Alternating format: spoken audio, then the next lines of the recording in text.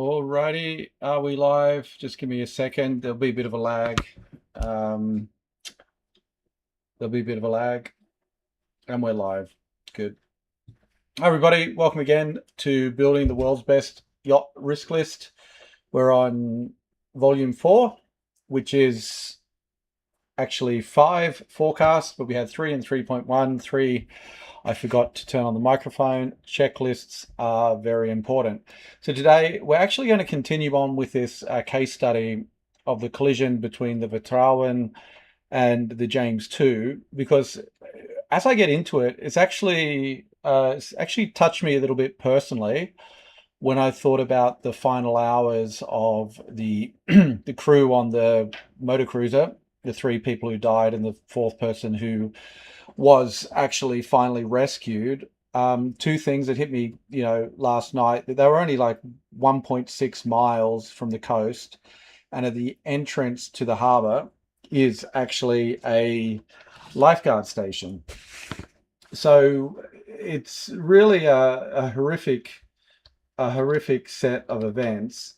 And in the risk management we did last night, now these are all potentialities, right? So I'm not going to say 100% that they would have been,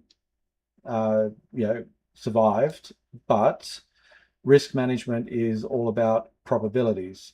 And we do things to increase the probability of us coming home safely, right? So first of all, not having problems is the first issue. That's not the harbour. Where is it? Sorry, guys. If I don't find it soon, I am going to have to, here it is, Shoreham. Okay. So you see here, you've got the Shoreham, that's the lifeboat station for the Royal RNLI, Royal, what's the N stand for? Lifeboat something. Oh God, sorry, this is really bad. RNLI, I should know this off the top of my head. RNLI, right, okay. Why is everything freezing on me? Oh, don't do this. Okay, I just froze, apologies. RNLI UK, right. Yeah, okay, here we go. Royal National Lifeboat Institution. I forgot got National Institution. So coming back to the point is they're here and they were 1.6 miles off course. And I did a bit of a brief calculation. Okay, I apologize. My computer is really, it's been on all day and I think I've done too much. I just need to check what is going on. Apologies about this. Nobody's on the stream yet, so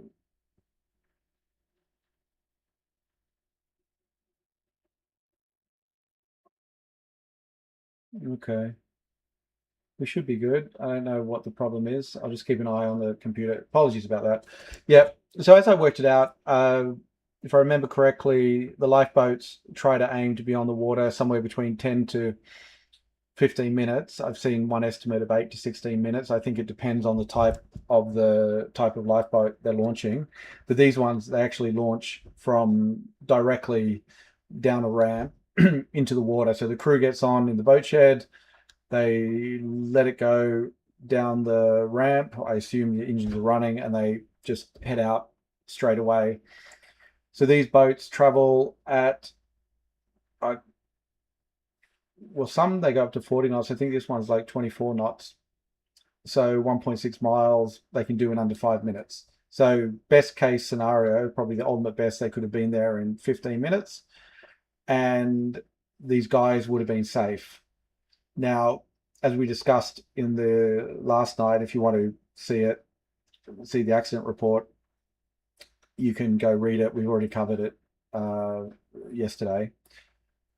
But basically, this little boat, 5-meter boat, here, you can see it here. That's from a video of the dock, them going out. The crew were not wearing any life jackets. It had a very low freeboard at the back where the outboard was, and this big 26-meter fishing boat came by, and the wash basically flooded the boat. Um, yeah, and so it apparently happened very quickly. The boat went down very quickly. From what I understand, the boat was an old boat, so it was before the rules for internal buoyancy, so it may not have had any internal buoyancy compartments. So it went down pretty quick, and you can actually read some of the transcripts from the legal case, at least reported in the newspapers. So these four guys ended up in the water, all four of them, 1.6 miles from shore. No life jackets. Three unfortunately succumbed, drowned. And the fourth was picked up about 5 hours later, and I worked out the time. That would have been about sunrise. A passing fishing boat collecting the nets found him, and yeah, he was rescued. So 1 out of 4 survived. So when you put it in that context here, like, the accident should not have happened. Okay, first point, but it did happen, and given the accident did happen, nobody should have died, especially that close to rescue. And here, like you said, I'm not here to be critical or judgmental of people, but these teach us lessons. Now, the crew on such a small boat out at sea should have been wearing life jackets, point one. And in our risk management we did yesterday,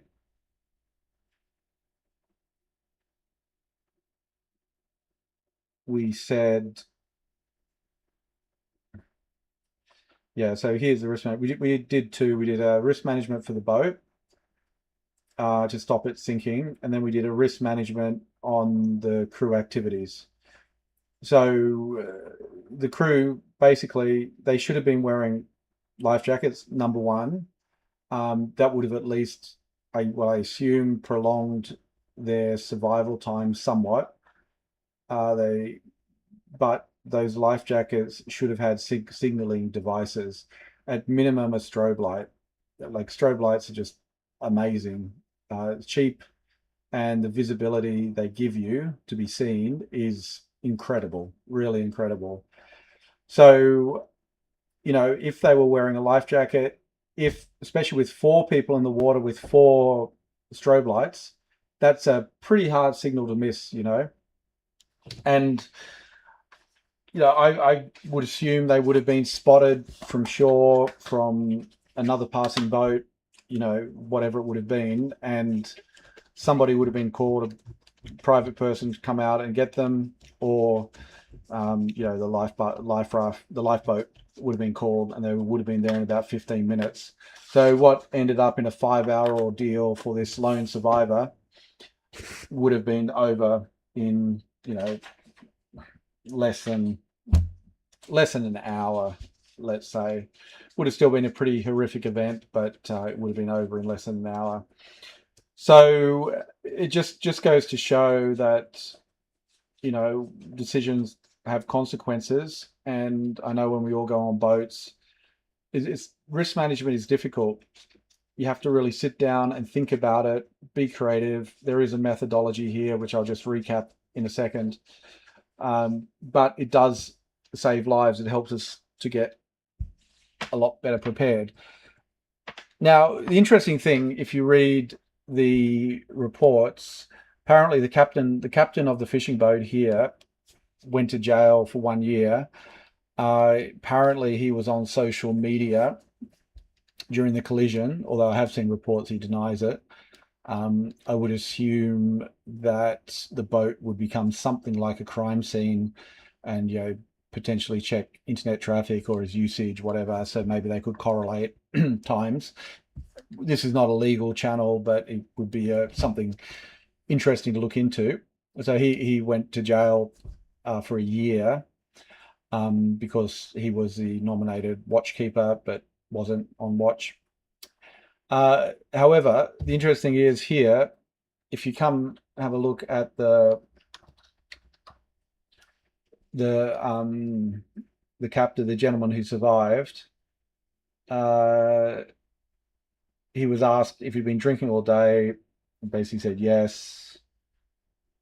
He didn't know the number of drinks, but he did drink. He told the court he was about a 7 on a scale of 10 in terms of the effect alcohol was having on him when he was on the boat. So I assume 10 is the maximum effect of alcohol. He said he was at a 7.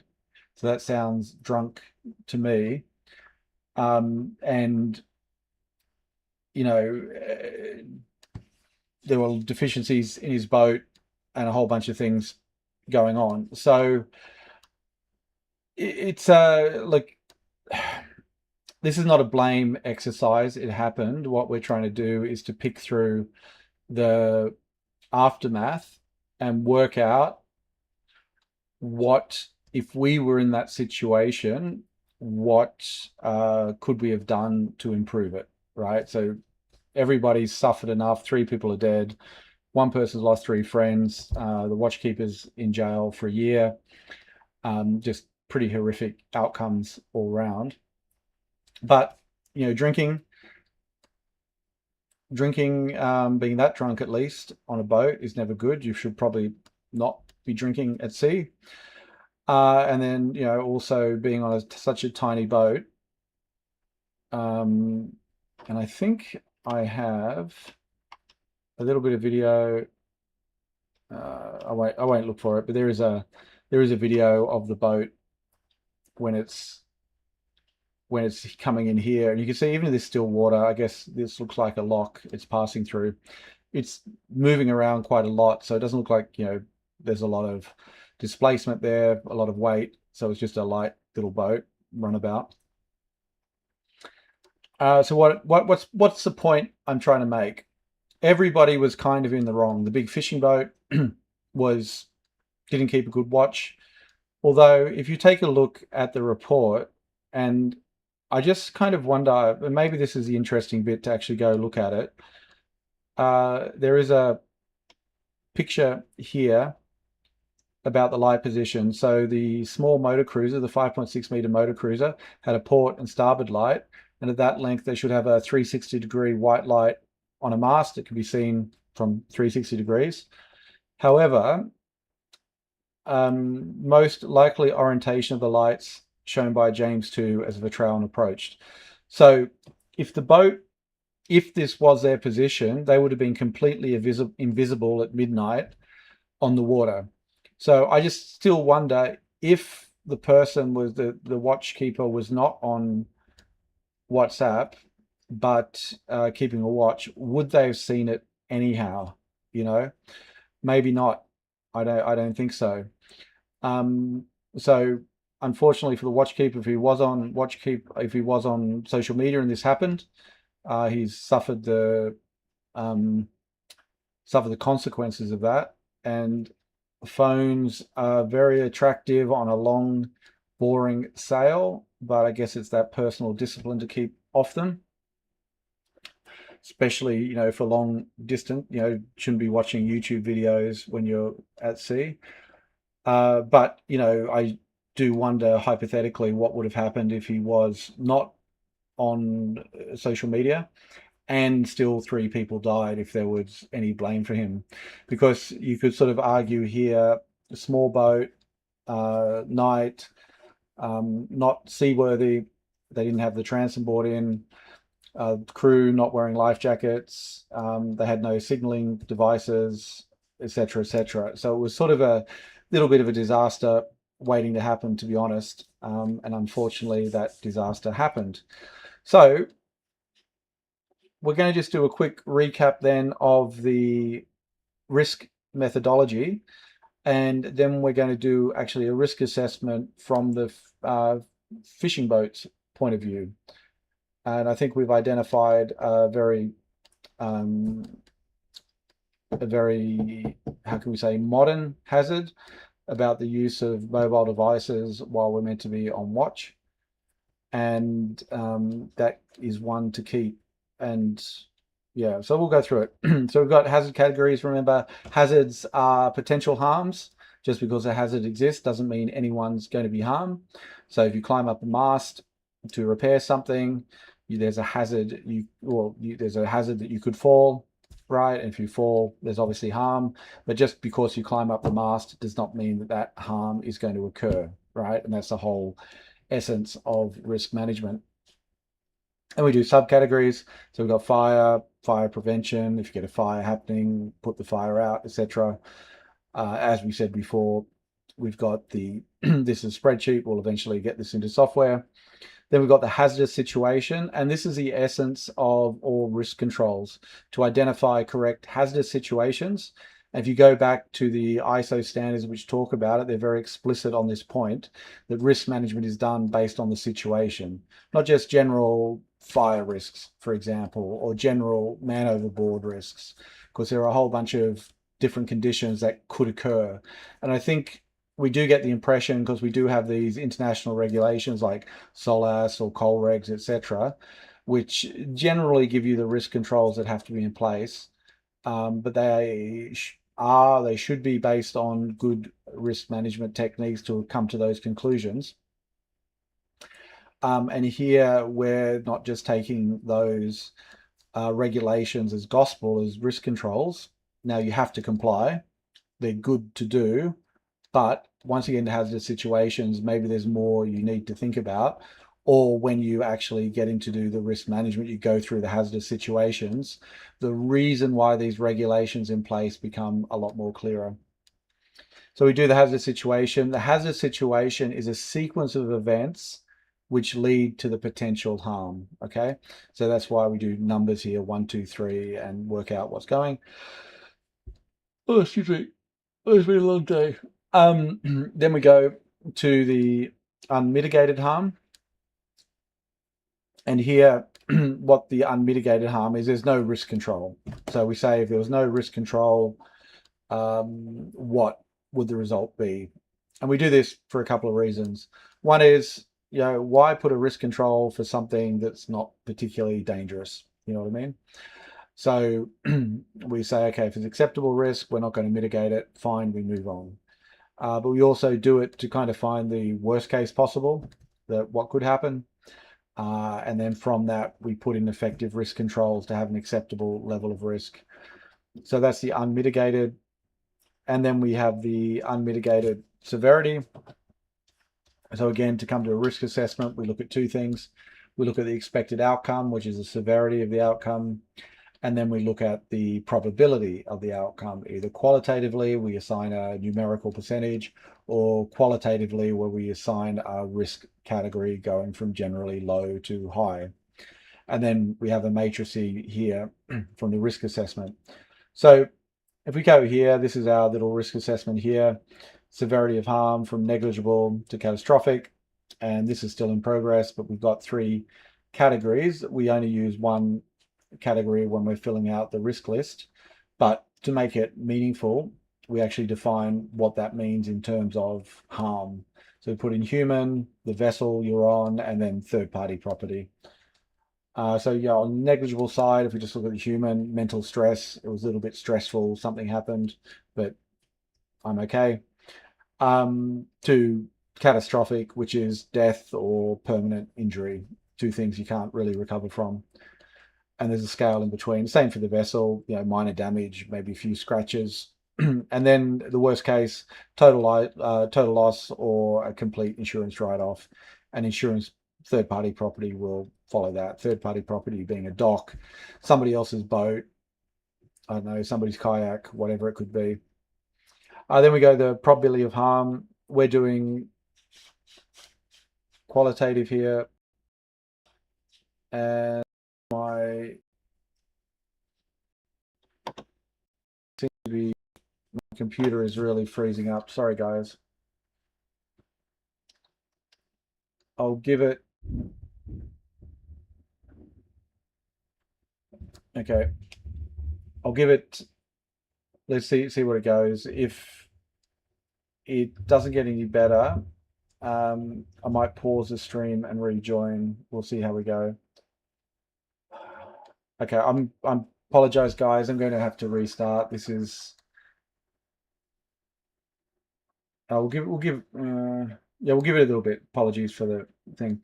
Yeah, so here we're using qualitative bands because when you think about all of the things that could happen, it's very hard to come up with a precise percentage. If you're in a controlled environment like a manufacturing environment, we're doing millions of objects a day, for example, then statistics can be used, but here it's more probability. And some of that probability really comes from us. We have to assess that. And the important thing here is just not to kid ourselves. We don't want to say that something's unlikely where it's actually very likely. And then we put it into a matrix and we say, what's acceptable, what's unacceptable based on where it sits in that matrix. So negligible and rare. So, some minor stress and it's really not going to happen at all. That's acceptable. And if we go on the other side, catastrophic and almost certain, then obviously that's unacceptable. And there is a cutoff point somewhere here. And this is a bit of the art here where you have to work out what's an appropriate cutoff. So I've said if it's unlikely and moderate harm, it's probably okay, but anything that's possible or severe is not okay, right? So let's get back then to do the next one. So as I said before, we are here to try and build the world's best yacht risk list, and it should be a group effort. So I've only started this week. Hopefully we start to get viewers and we become a lot more collaborative and we can get a lot more input, get professionals on the stream so we can get very professional insights, expert insights to maybe more technical areas. So we're done 3 at the moment, and we'll probably move faster and faster as we go. So the first one was just a very simple example. You've got a petrol canister sitting on the back deck under the coal barbecue and it catches fire, right? Hopefully shouldn't happen, but there's a few lessons there. We've got the sinking of the boat I put under flood, and this was the one we did last night based on the incident report for the example I gave at the beginning of the call. So basically, boat operating offshore, boat hit by a large wake, boat has an outboard engine cut out in the transom and no transom board, which means low freeboard. The wave wake breaks over transom, the flood boats and sink, right? And this is really important. Somehow there's different ways to do risk management, but I prefer to look at the scenario, and here we're leading to the potential harm, which is the boat sinking. So I'm focusing on sort of that outcome. We could start, and you'll see here, for example, I've got another one. So apologies. The sequence of events leads to the harm of the boat sinking, and I focused on that scenario. Whereas this one here, the harm is actually the crew dying, okay? So it's a very similar sequence of events, but it goes a little bit further past the loss of the boat into what happens when people are in the water, okay? So here the harm is due to the property. Here the harm is due to the personal impact. And like I said before, if we get this going, I've got software called Yacht Prep, which is all about yacht readiness, voyage planning, engineering readiness. We'll integrate this into that, and I'll do a free version for people who, just for public service. And once we get this into proper database, proper software, then we can actually have quite a powerful tool. Right. So we're going to do a different one today. So here we're going to do collision. And we're going to be focusing on the fishing boat this time with the watch keeping. So what is the hazardous situation? So I think one thing that's really important with any yacht risk management is the time of day, i.e. the light you have, the weather and the conditions are generally contributing factors we need to consider. Not always, but I would say in most cases, because the risk profile changes dramatically how far you are from the coast. What type of coast are you off? Are you off a beach with no waves, or are you off a very steep, cliffy coast with breaking waves and onshore wind, for example? That's two examples. Is it nighttime with bad visibility, or is it daytime? Et cetera, et cetera. Is it warm? Is it cold? All of these contribute, and as boaters, we're very much exposed to those to those conditions. And I think we're all trained and we all know that. And what I'm really trying to do in this series is to do the explicit connection between the potential harm of those weather situations and the outcomes. Okay. Now here we're going to follow the basically what happened. You're going to say boat leaves harbor at midnight. Excuse me. In calm weather. All right. Watch is assigned, so that's a good thing. However, watch is not keeping a lookout, e.g. Using phone, asleep. You know, we've heard all the stories.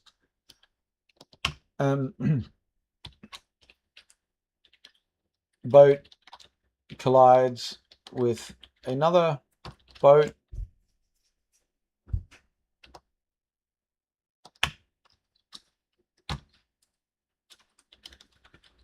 Other boat sinks. Okay, so that's, as I understand it, more or less the what happened on these on the Vitral on that night. Now, again, here we're looking at property. So if we go back to the risk assessment categories, oops, what we're talking about here is third-party property. Now, your own vessel or third-party property, the severity of harm are based on the same thing. We're actually talking about a catastrophic event, okay? And if we come back here, I will actually put in catastrophic in the unmitigated severity already. So what is the unmitigated harm? We have total loss of boat, okay? We'll address separately the loss of life because that's sort of an extension from the sinking. So we'll start with the sinking and then we'll see what happens to the people separately. Because here the hazard category is collision. We're trying to work out how to avoid a collision, and let's see if we can do it. So we get total loss of boat. So that's the unmitigated harm. So the catastrophic, unmitigated probability. So here, I guess we probably need to update the hazardous situation because the probability will depend on the number of boats in the area. So midnight, I think it was a weekday, whatever, off the south coast of England. You see here, you've got like a marina, lots of boats there. A lot of them look like yachts, but there could be some fishing boats there. I would say, you know, probably there's a mix of commercial and private traffic in this area. Especially if you get out further, you're going to get a lot more commercial shipping in the English Channel. But in this area, okay, something's just happening with my streaming. Okay, we're back. So we'll use a possible, and that means we've got a catastrophic and possible, which is here on the unacceptable part of the matrix. So we'll do that, possible, unacceptable, right? So what are the risk controls that we can put in place here? And I think, and I really look forward to when we build the audience, so the audience can contribute and give their points of view and their experience. So here, obviously, one mitigation is this is potentially a little bit difficult, right? So it could be a policy on the boat that watch keepers cannot use electronic devices or watch TV, etc. So no distraction could be a policy. Here, it's really because the human one is probably a training in policy, for example. Another one could be just like they do on the trains, where the driver has to hit, I think it's a button every X minutes to make sure that the train knows that they're still alive and still concentrating. Because if they don't press that button, the train it will stop. We could have some kind of intermittent alarm. Now, when I've done long night voyages by myself, so there was one I did. And tell me if you don't want to hear my little stories. Will appreciate that. So I did one from Scarborough to Great Yarm or Lowestoft there, that one. So it was a overnight trip. So I think I left about 8 o'clock at night. And if I remember, I arrived late morning, maybe. It was over 12 hours at least. And I can't remember why I left at night now. I'll have to look at my trips. Anyhow, the point being is that it was nighttime. There was a point I did have to get sleep, so I would check the radar and the AIS. There's not a lot happening here. It's just a big muddy bay. It's actually quite amazing. Hull here, I would love to speak to someone who's done it. I would like to do it at some point. But Hull Marina, I've actually been there. It's massively tidal, like meters, 5 meters, 10 meters, I don't know what, massively tidal. Boats do get caught on sand ridges, etc. It's not the best place to pull into. Um, but regardless, I was doing this, so there's not a lot of traffic around. You do get the big cross-channel ferries, also the cross North Sea ferries going here from Rotterdam. So there is some big traffic once you sort of around the area here, the Humber. But once you get past it, here it's just a lot of windmills and not a lot going on. Maybe some private boats, and there's really no harbours or inlets here, just really small ones. And from what I understand, you really need to be a local to be able to navigate them. So, what I was doing is checking the AIS, trying to work out distances, and setting my alarm for 10 minutes sleep, 15 minutes sleep, this sort of thing, and then wake up. But if it's nighttime, it's good practice maybe to set an alarm for every few minutes to make sure that you don't fall asleep, or to get confirmation feedback that the watch is actually watching, right? It's a bit difficult with AI today. There's probably solutions, but on private boats, we're sort of not doing that, I think. In commercial settings, I'm sure that is changing. Right, so intermittent alarm, and I'm really struggling here for something else. So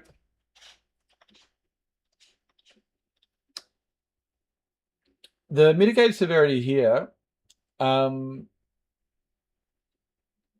if I don't think we fully mitigated the chance of a collision, right? Because, okay, so I think we've missed a couple here. Use of AIS, which won't get you everyone. This small boat didn't have an AIS on board. And use of radar as well. So I would have thought that the 5 meter boat may have come up on the radar, and then use of AIS or radar proximity warnings. So you get a alarm if you get an alarm if you're going to be close to crashing, and these should probably be adjusted for speed.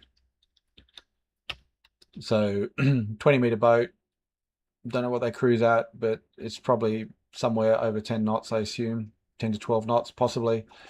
Is very different speed if they're just navigating in the harbour at 4, 5, 6 knots. Right. So I don't think here we're not actually reducing the severity, because if you actually hit a boat, the severity could be the same. So there's raise a good question. Can we actually reduce the severity of a collision? Um, well, I guess one thing could be reducing speed, which, I mean, once you're out at sea, you're out at sea, right? You're just going. So I don't think reducing speed is really good mitigation. And I'm struggling here to work out, if there is a collision, how do you reduce the severity? I don't think we can. So it's going to be catastrophic. Now, that means the only way for us to have an acceptable risk profile is, because we were possible and catastrophic, would be to move. Well, we've kind of said everything is unacceptable that's catastrophic. So maybe that's not a good approach. Don't know. Because I think if we didn't accept catastrophic outcomes, nobody would go on the water.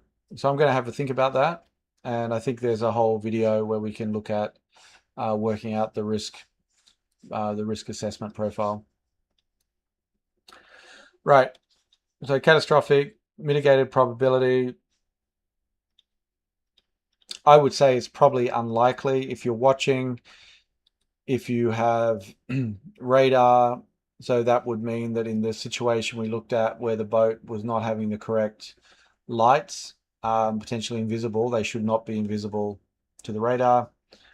And what they should also be doing is listening to the radio.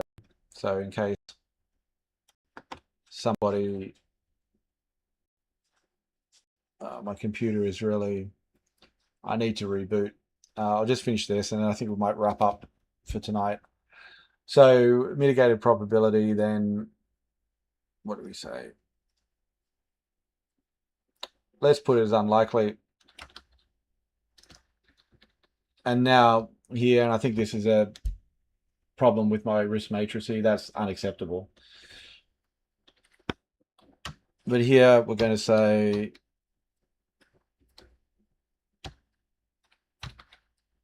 VHF on channel 16. So if nothing else worked, hopefully the boat we're about to hit is on channel 16. Yeah, look, guys, I think I'm going to just leave it there for now. I really apologize it. I'll make a note to ensure my computer is working fine before we start, but we'll move on. That's one more risk in the table. If you want to view the spreadsheet, you can see it. The link's in the comments, and we will see you on the next one. Thank you for watching.